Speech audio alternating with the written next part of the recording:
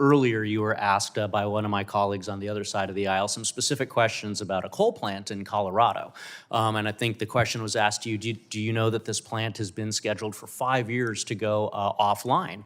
And I just want the record to reflect that is because 7 years ago, the state of Colorado fell under complete and total control of my Democrat colleagues at the state level, who passed a law requiring that coal plant to go offline. So it's been scheduled to go offline for 5 years because 7 years ago, not due to the science or anything, due to a political agenda, the folks that control the state of Colorado passed a law that said that it'd have to go offline. And if you know a plant's going to go offline, of course there's going to be deferred maintenance to the tune of a couple of $1 million for a plant that's scheduled to go offline. But I think that a couple of $1 million, I think my colleague said $21 million, is pennies compared to the $17 billion that the Colorado Energy Office found that was going to be charged additional to my constituents in Colorado for the 100% variable with battery power resource plan, which is what the state of Colorado is pushing. So 17 billion more. That's not my number. That is the number that the Democrat-controlled Colorado Energy Office came up with, the most expensive resource mix.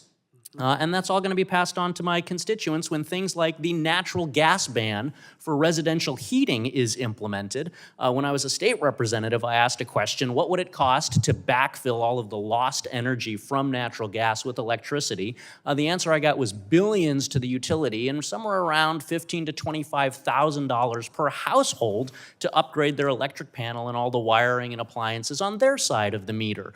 So I think it's very clear from studies commissioned by my colleagues on the other side of the aisle that they are pushing the most expensive form of energy. And what's that costing? Well, in addition to higher costs to my constituents, that is costing a lack of focus on resilience. We recently had to turn off the electric grid for 100,000 Coloradans just a few weeks ago because of a windstorm. Why? Because billions of dollars are going to the most expensive resource mix in the state of Colorado that can't go to hardening our grid. And that's actually the topic before us today. So in my life before I came to Congress, I was a cop and a U.S. Army and Colorado Army National Guard soldier, responded to countless state emergencies, served as the intelligence officer for my organization. And so in that world, we had an entity called a fusion center. That was where we had the analysis to counter persistent or emerging threats. And in the energy world,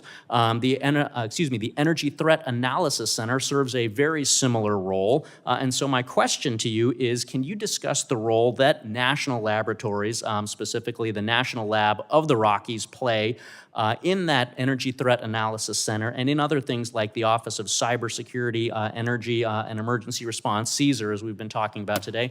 Can you talk about the benefits that ETAC and CSER, working with national labs like the National Lab of the Rockies, provide to hardening our grid? Absolutely. Thank you for your question, and thank you for your service as well, and your leadership on this important issue. I would say the national labs play a key role for the reasons that you just mentioned. We have a lot of important capabilities on the information sharing side because we have access to classified information that the vast majority of the private sector doesn't have. We need to figure out the best tools and mechanisms to get that information, that actionable threat information, into the hands of private sector owners and operators. That is what the ETAC capability does.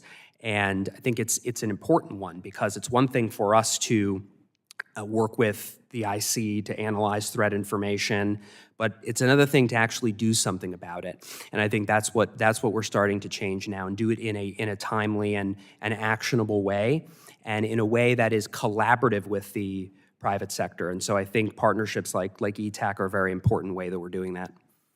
So with my remaining 35 seconds here, as Congress considers reauthorizing ETAC, are there particular things that you see that we need to address to be able to enhance that public-private partnership to make sure that our grid and our energy resources are hardened? 23 seconds. Yeah, it's a great question. I would just say with the time remaining that we've done a lot of important work on ETAC. It is operational. It's an important capability. I think part of it was figuring out what ETAC is and isn't.